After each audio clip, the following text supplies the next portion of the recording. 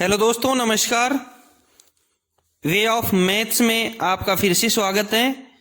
मैं हूं एम के गुजर और इस वीडियो में लेके आया हूं साउथ वेस्टर्न रेलवे दक्षिणी पश्चिमी रेलवे का 26 दिसंबर 2024 को हुए ट्रेन मैनेजर का पेपर का दूसरा भाग।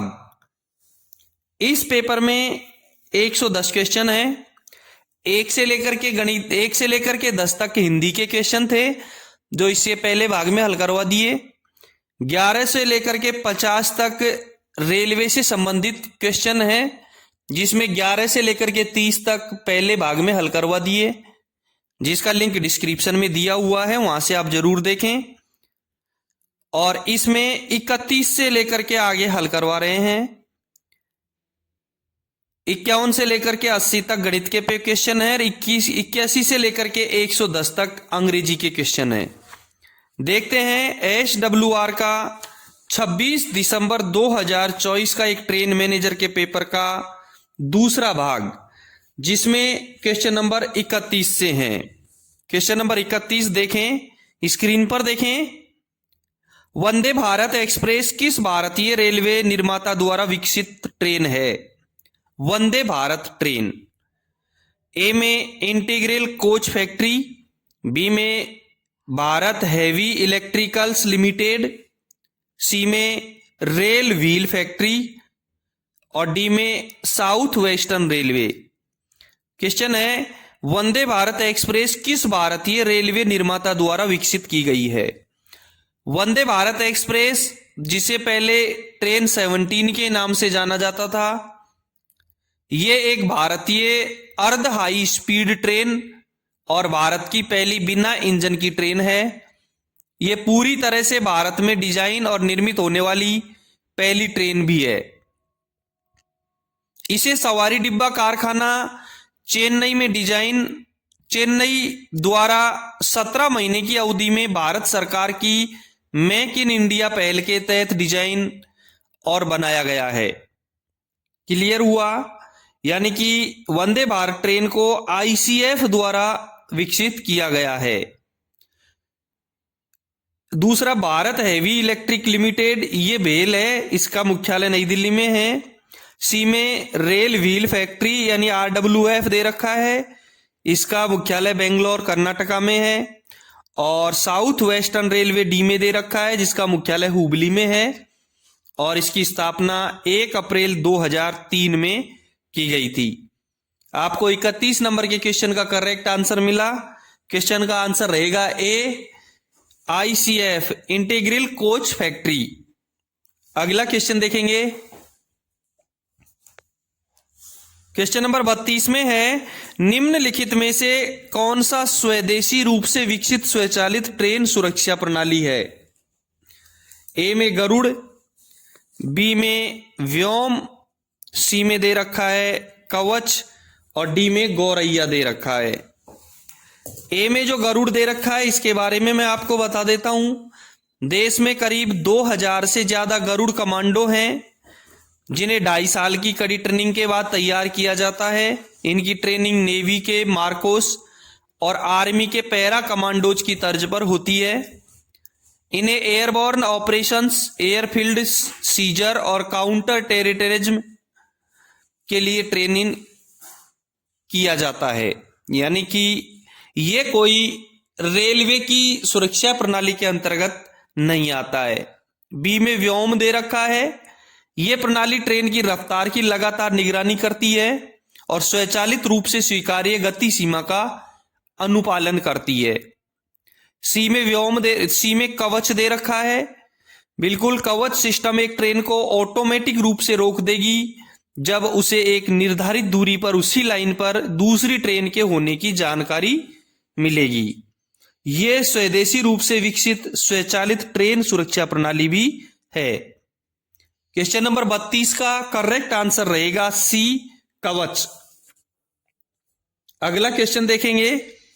क्वेश्चन नंबर 33 में है, भारतीय रेलवे में क्षेत्रफल की दृष्टि से सबसे बड़ा जोन कौन सा है? ए में नॉर्थ रेलवे, बी में वेस्टर्न रेलवे, सी में साउथ वेस्टर्न रेलवे और डी में north eastern railway. Correct answer इसका ए रहेगा। भारतीय रेलवे में क्षेत्रफल की दृष्टि से सबसे बड़ा जोन उत्तर रेलवे का है, नॉर्दर्न रेलवे का, जिसका 6,807 किलोमीटर है। ठीक है, अगला क्वेश्चन देखेंगे। क्वेश्चन नंबर 34 देखें। दक्षिण पश्चिमी रेलवे का मुख्यालय कहां है? ए में बेंगलुरु, बी में मैसूर, सी में हुबली और डी में बेलगांव। दक्षिण पश्चिमी रेलवे का मुख्यालय हुबली में है। दक्षिण पश्चिमी रेलवे की स्थापना 1 अप्रैल 2003 को की गई थी। 34 नंबर के क्वेश्चन का करेक्ट आंसर हुआ सी। एक और बता दूं मैं, इसमें 3 डिवीजन है, बेंगलुरु, मैसूर और हुबली। अगला क्वेश्चन देखेंगे। क्वेश्चन नंबर 35 देखें। रेलवे सुरक्षा बल किस कार्य हेतु जिम्मेदार है?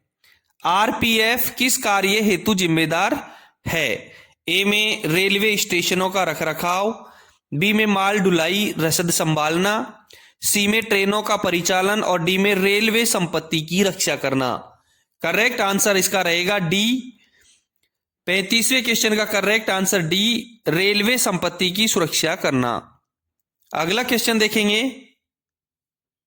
क्वेश्चन नंबर 36 है। हाल ही में जून 2024 में नवनिर्मित विश्व के सबसे ऊंचे रेलवे पुल पर ट्रायल रन किया गया है। उक्त रेलवे पुल कौन सा है? ए में पम्बन ब्रिज दे रखा है ए में, बी में चिनाब ब्रिज, सी में वेम्बनाड ब्रिज और डी में बोगीबिल ब्रिज दे रखा है। चिनाब रेल पुल एक स्टील और कंक्रीट का आर्च ब्रिज है जो भारत के जम्मू और कश्मीर के जम्मू डिवीजन के रियासी जिले में बक्कल और कोरी के बीच स्थित एक सिंगल ट्रैक रेलवे लाइन को ले जाता है। यह पुल चिनाब नदी पर नदी से 359 मीटर यानी 1178 फीट की ऊंचाई पर बना है, जो इसे दुनिया का सबसे ऊंचा आर्च ब्रिज बनाता है। इसे संगलदान रेलवे स्टेशन और रियासी रेलवे स्टेशन के बीच बनाया गया है। यानी कि 36 नंबर के क्वेश्चन का करेक्ट आंसर रहेगा बी, चिनाब ब्रिज। अगला क्वेश्चन देखेंगे।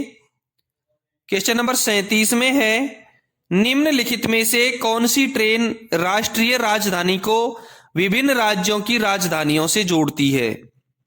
ए में शताब्दी एक्सप्रेस, बी में जनशताब्दी एक्सप्रेस, सी में भारत गौरव और डी में राजधानी एक्सप्रेस। ए में शताब्दी एक्सप्रेस दे रखा है। शताब्दी एक्सप्रेस भारतीय रेलवे की तेज यात्री ट्रेनों में से एक ट्रेन है। यह ट्रेन भारत के बड़े शहरों को जोड़ती है। शताब्दी एक्सप्रेस की औसत रफ्तार लगभग 130 किलोमीटर प्रति घंटा होती है। बी में जनशताब्दी एक्सप्रेस दे रखा है। जनशताब्दी एक्सप्रेस भारतीय रेलवे की सुपरफास्ट ट्रेनों में से एक है। यह शताब्दी एक्सप्रेस का किफायती संस्करण है। जनशताब्दी एक्सप्रेस में एसी व नॉन एसी दोनों तरह के कोच होते हैं। सी में भारत गौरव दे रखा है। भारत गौरव ट्रेन भारतीय रेलवे की एक टूरिस्ट ट्रेन है। यह ट्रेन भारत की सांस्कृतिक और विरासत और ऐतिहासिक स्थलों को दिखाती है। डी में राजधानी एक्सप्रेस दे रखी है, जो देश की राष्ट्रीय राजधानी को विभिन्न राज्यों की राजधानियों से जोड़ती है। 37 नंबर के क्वेश्चन का करेक्ट आंसर रहेगा डी, राजधानी एक्सप्रेस। अगला क्वेश्चन देखेंगे। क्वेश्चन नंबर 38 में है, सिग्नल को खतरे की स्थिति में पार करना दुर्घटना का प्रकार है। ए उपकरण विफलता, बी में दैवीय, सी में सांकेतिक दुर्घटना और डी में कोई नहीं। सिग्नल को खतरे की स्थिति में पार करना सांकेतिक दुर्घटना है। और सांकेतिक दुर्घटना में एफ, जी और एच तीनों प्रकार की दुर्घटनाएं सम्मिलित हैं। एफ में अवार्टेड कोलिजन आता है जो सांकेतिक दुर्घटना में है। जी में ब्रीच ऑफ ब्लॉक रूल्स यानी ब्लॉक नियमों का उल्लंघन आता है जो सांकेतिक दुर्घटना में है। और स्पाड यानी कि सिग्नल को खतरे की स्थिति में पास करना, ये एच में आता है, जिसमें H1 में पैसेंजर ट्रेन के द्वारा स्पाड किया हुआ हो और अन्य ट्रेनों का H2 में आता है। ठीक है, 38 नंबर के क्वेश्चन का करेक्ट आंसर हुआ सी, सांकेतिक दुर्घटना। अगला क्वेश्चन देखेंगे, क्वेश्चन नंबर 39 में है ब्लॉक स्टेशनों पर लाइन क्लियर देने के लिए पर्याप्त दूरी को क्या कहते हैं। ए में दे रखा है ब्लॉक ओवरलैप, बी में सिग्नल ओवरलैप, सी में पॉइंट ओवरलैप और डी में आइसोलेशन। ए में जो ब्लॉक ओवरलैप दे रखा है, ब्लॉक स्टेशनों पर लाइन क्लियर देने के लिए जो पर्याप्त दूरी होती है उसको ब्लॉक ओवरलैप कहते हैं। 39 नंबर के क्वेश्चन का करेक्ट आंसर रहेगा ए। बी में सिग्नल ओवरलैप दे रखा है, सिग्नल झुकाने के लिए जो पर्याप्त दूरी होती है उसको सिग्नल ओवरलैप कहते हैं। 39 नंबर के क्वेश्चन का करेक्ट आंसर रहेगा ए, ब्लॉक स्टेशनों पर लाइन क्लियर देने के लिए पर्याप्त दूरी को ब्लॉक ओवरलैप कहते हैं। अगला क्वेश्चन देखेंगे, क्वेश्चन नंबर 40 देखें, निम्न में से कौन सी ट्रेन बिना गार्ड के चल सकती है। ए में मेल एक्सप्रेस ट्रेन, बी में EMU, सी में पैसेंजर ट्रेन और डी में टावर वैगन। ए, बी और सी तीनों पैसेंजर ट्रेन हैं जो बिना गार्ड के नहीं चलाई जा सकती। डी में टावर वैगन है जो पैसेंजर ट्रेन नहीं है जिसे बिना गार्ड के चलाया जा सकता है। ठीक है, 40 नंबर के क्वेश्चन का करेक्ट आंसर हुआ डी, टावर वैगन। अगला क्वेश्चन देखेंगे, क्वेश्चन नंबर 41 में है विद्युत यातायात के लिए सेक्शन या लाइन को अवरुद्ध करना क्या कहलाता है। ए में बिजली कटौती, बी में बिजली बंद, सी में बिजली ब्लॉक और डी में बिजली की बचत। विद्युत यातायात के लिए सेक्शन या लाइन को अवरुद्ध यानी बंद करना, यह बिजली ब्लॉक यानी पावर ब्लॉक कहलाएगा। 41 नंबर के क्वेश्चन का करेक्ट आंसर रहेगा सी, बिजली ब्लॉक यानी पावर ब्लॉक। अगला क्वेश्चन देखेंगे, क्वेश्चन नंबर 42 में है इंटरलॉकिंग का उद्देश्य क्या सुनिश्चित करना है।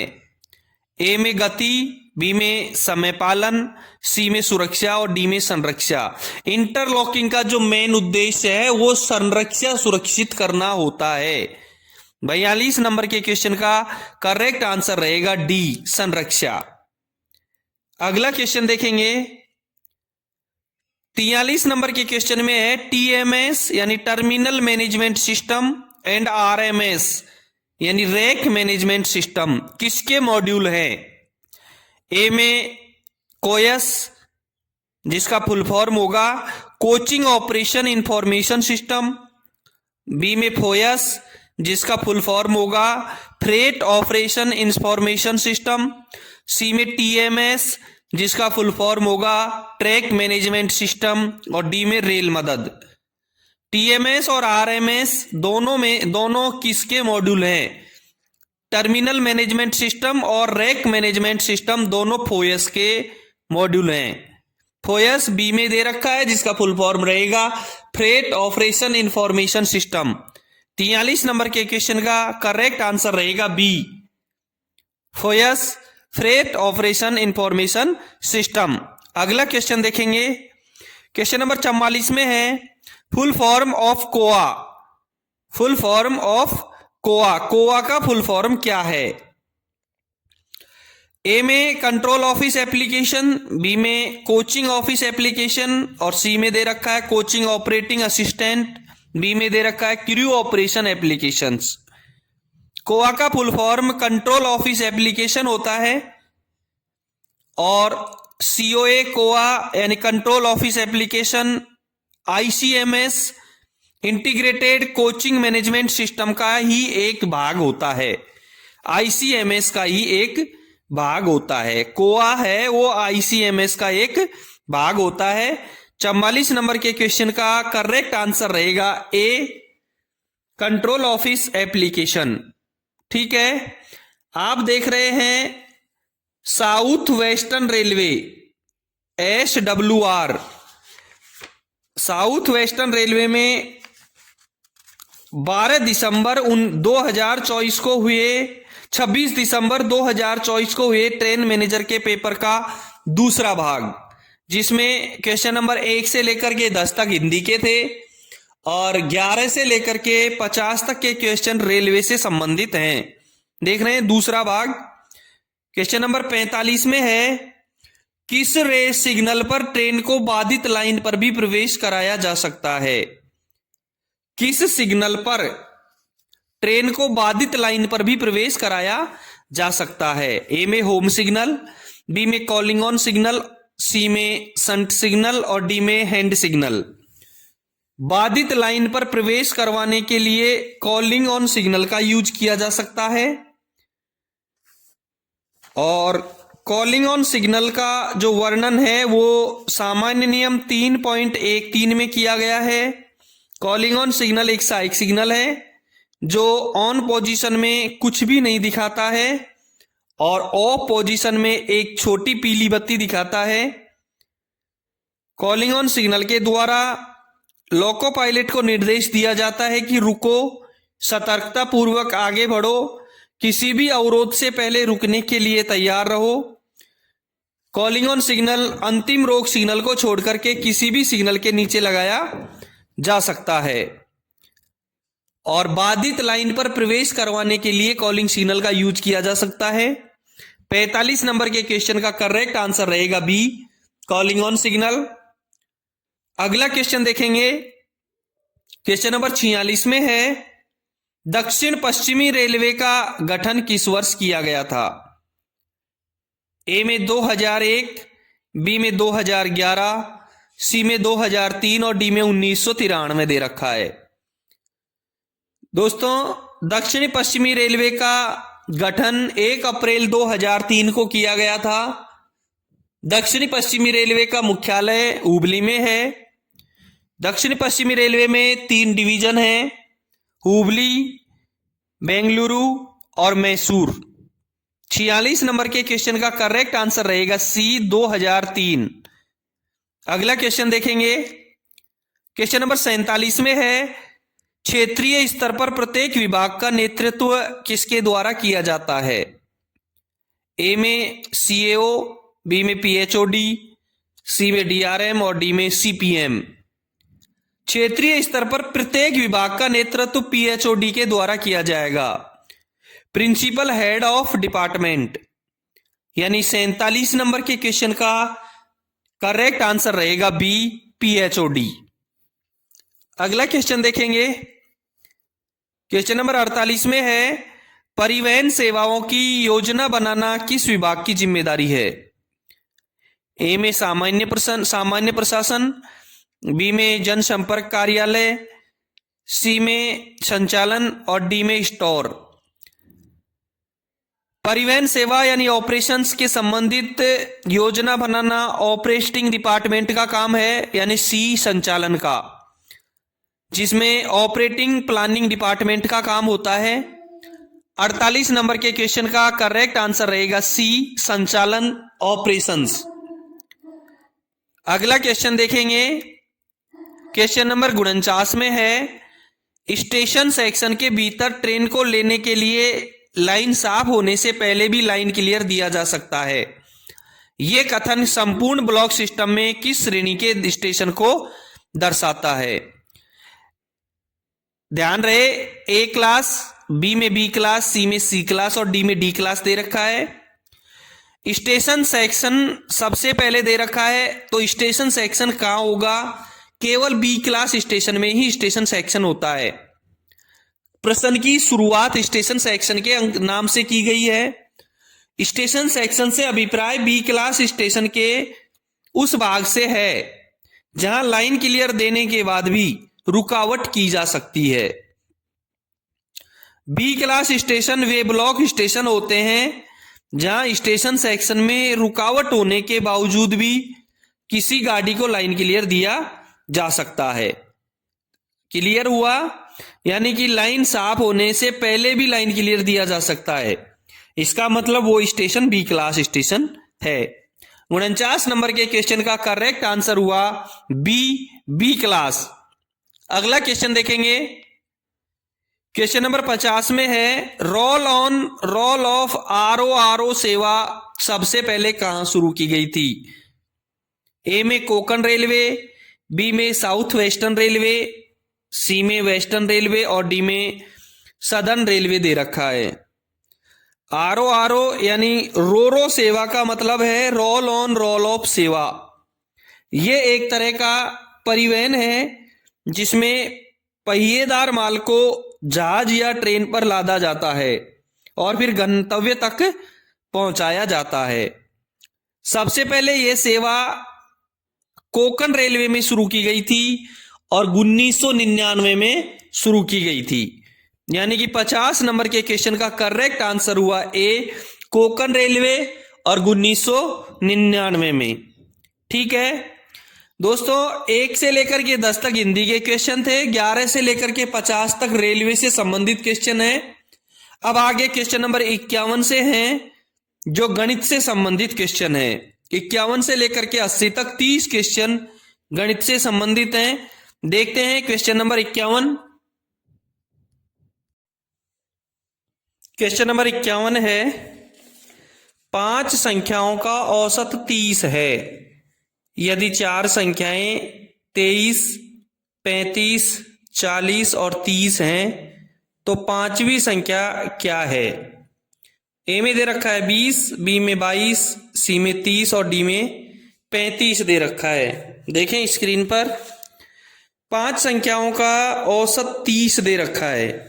4 संख्याएं हैं 23, 35, 40 और 30।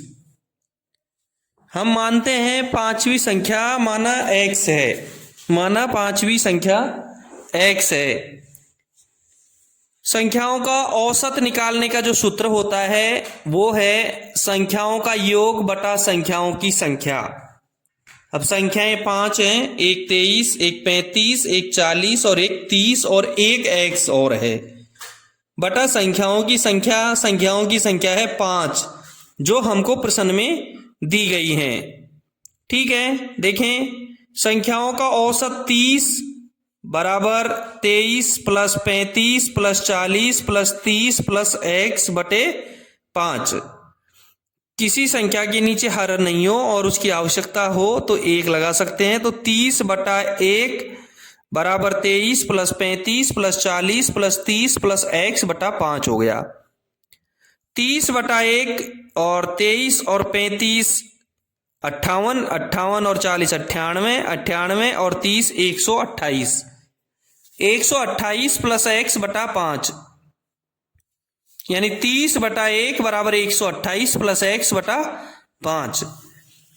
वज्र गुणा कर दिया, 128 प्लस x को 1 से गुणा कर दिया और 30 को 5 से गुणा कर दिया, यानी 128 प्लस x बराबर 150। 128 इधर प्लस के हैं, 150 की तरफ जाएंगे तो माइनस के हो जाएंगे। x बराबर 150 माइनस 128 बराबर 22 इसका आंसर रहेगा, जो 51 नंबर के क्वेश्चन के कहीं भी नहीं है। एबेसेदे में इसका करेक्ट आंसर रहेगा 22।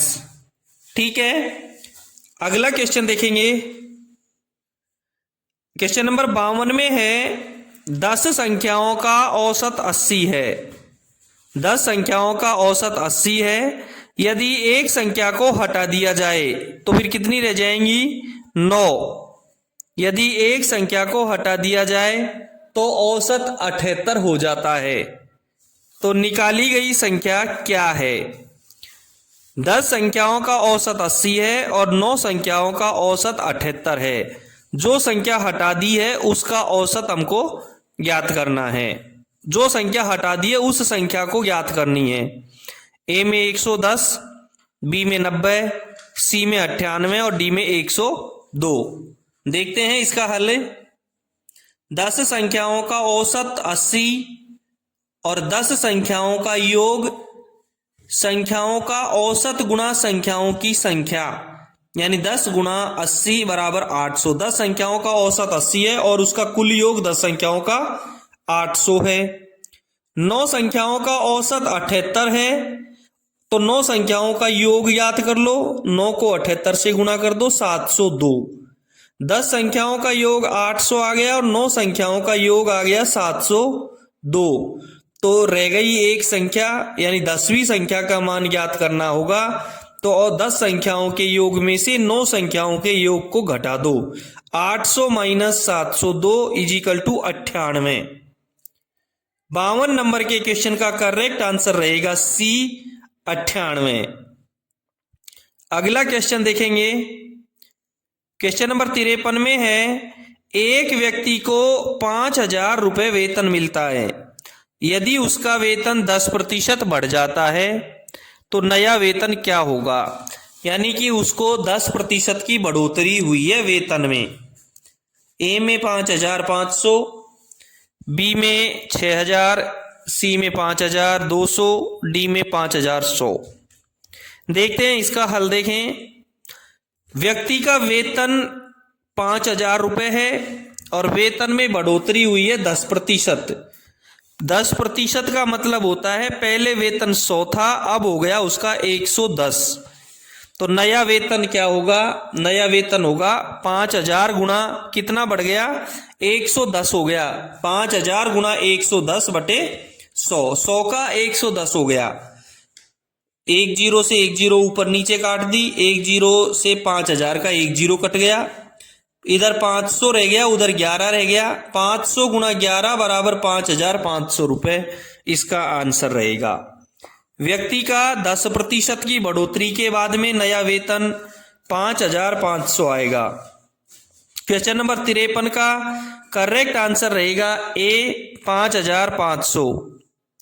क्वेश्चन नंबर 54 देखेंगे। एक शर्ट का अंकित मूल्य 80 रुपए है। बेचते समय 25% कम कर दिया हो तो विक्रय मूल्य क्या होगा? ए में 55 रुपए, बी में 65 रुपए, सी में 70 रुपए और डी में 60 रुपए दे रखा है। शर्ट का अंकित मूल्य 80 रुपए है, उसमें छूट दे दी 25% की। अंकित मूल्य 80 रुपए है, 25% की छूट दे दी, तो विक्रय मूल्य क्या होगा? 25% की छूट यानी कि 100 रुपए की शर्ट को 75 रुपए में बेचना है। 25% की उसमें छूट हो गई, तो विक्रय मूल्य होगा 80 गुणा 75 बटे 100। 20 का भाग 80 में दिया 4 बार गया, 100 में दिया 5 बार गया और 5 का भाग 75 में दिया तो 15 बार गया। 15 को 4 से गुणा करने के बाद में 60 रुपए प्राप्त होगा। यानी कि शर्ट का जो विक्रय मूल्य होगा वो 60 रुपए होगा। क्वेश्चन नंबर 54 का करेक्ट आंसर रहेगा डी, 60। अगला क्वेश्चन देखेंगे। क्वेश्चन नंबर 55 में एक आदमी 1500 में एक साइकिल बेचता है, यानी कि साइकिल का विक्रय मूल्य 1500 रुपए है, जिससे 20% का लाभ होता है। साइकिल का विक्रय मूल्य 1500 रुपए और लाभ उसमें 20% का हुआ। साइकिल का लागत मूल्य क्या था? यानी कि उसका क्रय मूल्य ज्ञात करना है। ए में 1200 रुपए दे रखा है, बी में 1300 दे रखा है, सी में 1400 और डी में 1600 रुपए दे रखा है। देखते हैं, विक्रय मूल्य इसका 1500 रुपए है, बेचने का मूल्य कितना है? 1500 रुपए बेचने का मूल्य है। लाभ का प्रतिशत 20% है। हम इसमें क्रय मूल्य x मान लेते हैं। माना कि इसका क्रय मूल्य x है। x क्रय मूल्य वाली वस्तु को 20% लाभ पे बेचेंगे, यानी 100 रुपए की को 120 में बेचेंगे। तो x गुणा 120 बटा 100 तो कितने में बेच दी? 1500 में। हल हो जाएगा इसका x इंटू 120 बटे 100 बराबर 1500। ठीक है, x यहां रहेगा, 1500 उधर ही रहेगा, 120 यदि उधर जाएगा हर में चला जाएगा और 100 उधर जाएगा तो अंश में चला जाएगा। यानी कि x बराबर 1500 गुणा 100 बटा 120। जीरो से जीरो कट गया, 12 का भाग 1500 में दिया, 125 आ गया। 125 को तो 10 से गुना करेंगे तो 1250 रुपए, यानी साइकिल का लागत मूल्य रहेगा 1250 रुपए, जो ABCD में ऑप्शन में नहीं है। 55 नंबर के क्वेश्चन का करेक्ट आंसर हुआ 1250 रुपए।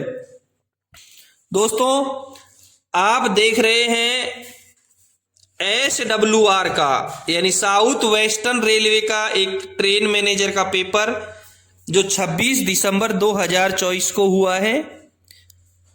अगला क्वेश्चन देखेंगे, क्वेश्चन नंबर 56 में है, यदि किसी वस्तु का लागत मूल्य 2000 रुपए है और विक्रय मूल्य 1800 रुपए है तो हानि का प्रतिशत क्या है? ए में 15, बी में 20, सी में 10 और डी में 5 दे रखा है। देखते हैं इसका हल। लागत मूल्य हो गया उसका 2000 रुपए और विक्रय मूल्य हो गया 1800 रुपए, यानी कि 2000 रुपए में किसी वस्तु को खरीद करके 1800 रुपए में बेच दी, यानी विक्रय मूल्य कम हुआ और क्रय मूल्य ज्यादा हो गया तो हानि होगी। हानि कितनी हुई? विक्रय मूल्य को क्रय मूल्य में से घटा देंगे, यानी हानि बराबर 2000 माइनस 1800 बराबर 200 रुपए की हानि हो गई। अब हमको हानि का प्रतिशत ज्ञात करना है। हानि का प्रतिशत ज्ञात करने के लिए हानि बटा क्रय मूल्य गुणा 100, यानी 200 बटा 2000 गुणा 100। 200 से 200 काट दिया, 1 जीरो से 1 जीरो कट गई, 10% की हानि हो गई। क्वेश्चन नंबर 56 का करेक्ट आंसर हुआ सी, 10%। अगला क्वेश्चन देखेंगे, क्वेश्चन नंबर 57 में है, 3 वर्ष के लिए 5% की वार्षिक दर पर 2000 रुपए पर साधारण ब्याज क्या होगा? ए में 150, बी में 300, सी में 100 दे रखा है, डी में 250 दे रखा है। 3 वर्ष, समय 3 वर्ष है, दर 5% है और मूलधन इसमें 2000 रुपए है। साधारण ब्याज ज्ञात करना है और साधारण ब्याज का सूत्र होता है मूलधन गुणा दर गुणा समय बटा 100, यानी 2000 गुणा 5 गुणा 3 बटा 100। 2 जीरो से 2 जीरो काट देंगे, रह गया 20 गुणा 5 गुणा 3, 20 पंजे 100 और 100 को 3 से गुणा करेंगे तो 300 रुपए, यानी 3 वर्ष का 5% की दर से 2000 रुपए का जो ब्याज होगा साधारण ब्याज वो होगा 300 रुपए। 57 नंबर के क्वेश्चन का करेक्ट आंसर हुआ बी, रुपए 300।